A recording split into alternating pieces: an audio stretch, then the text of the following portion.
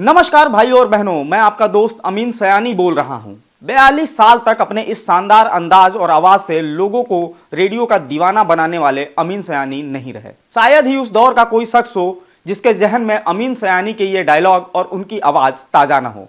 आज के इस एक्सप्लेनर में हम बात करेंगे अमीन सयानी के कैरियर के बारे में और दिलचस्प किस्से भी बताएंगे उनसे जुड़े हुए, साथ ही ये भी बताएंगे कि उनकी मौत पर प्रधानमंत्री ने कैसे उन्हें याद किया।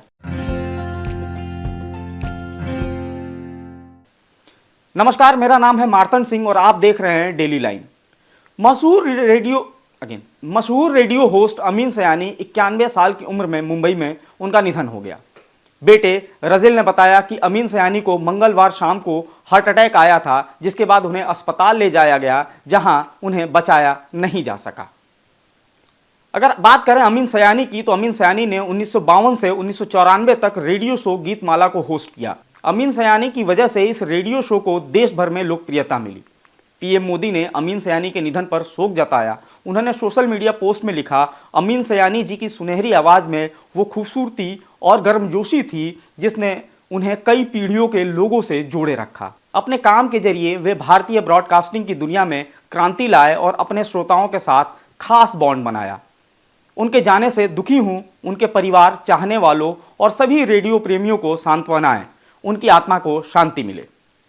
21 दिसंबर 1932 को मुंबई में जन्मे अमीन सयानी मल्टीलिंगुअल फैमिली से ताल्लुक़ रखते थे। सयानी ने रेडियो प्रेजेंटर के तौर पे अपने करियर की शुरुआत की ऑल इंडिया रेडियो मुंबई से। उनके भाई हामिद सयानी ने उन्हें यहाँ इंट्रोड्यूस कराया। 10 साल तक वे इंग्लिश प्रोग्राम्स का हिस्सा रहे। आज़ादी के बाद उन्होंने हिंदी की ओर रुख किया। सयानी को असली पहचान दिसंबर 1952 में शुरू हुए रेडियो शो गीतमाला से मिली। सयानी का शो बिना का गीतमाला पहले रेडियो सेलोन पर ब्रॉडकास्ट होता था।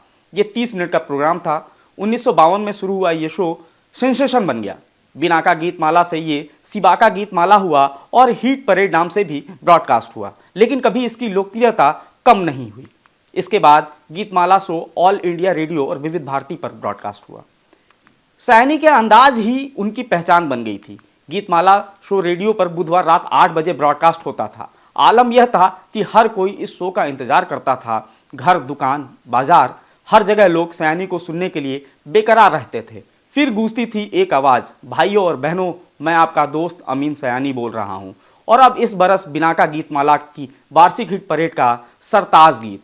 इसके बाद बिगुल की आवाज़ आती थी और फिर अमीन सयानी कहते थे, फिल्म सूरज का गाना है ये भाइयों बहनों, और इसे गाया है मोहम्मद रफ़ी ने।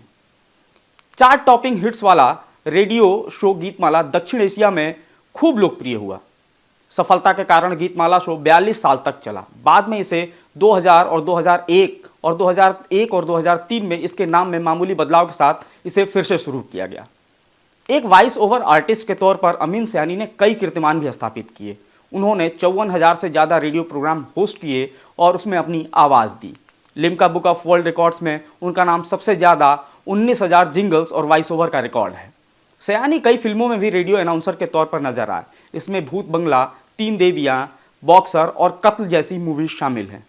लता मंगेशकर, मोहम्मद रफ़ी, किशोर कुमार और राजकुमार जैसी हस्तियों के साथ उनके इंटरव्यूज़ ने भी उनकी फ़ैन फॉलोइंग में बहुत ही ज़्यादा इजाफा किया था।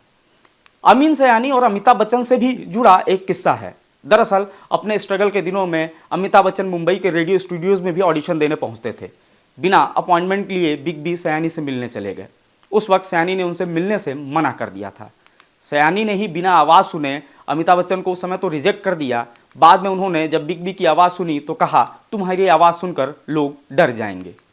गीतमाला के दिनों को याद करते हुए अमीन सयानी ने एक बार कहा था कि मैं चाहता था कि हर सुनने वाले को ऐसा लगे कि मैं उनसे बात कर रहा हूँ, और यही बात उन लोगों पर असर कर गई। इससे आश्चर्यजनक तौर पर रेडियो प्रेजेंटेशन में क्रांति ला दी।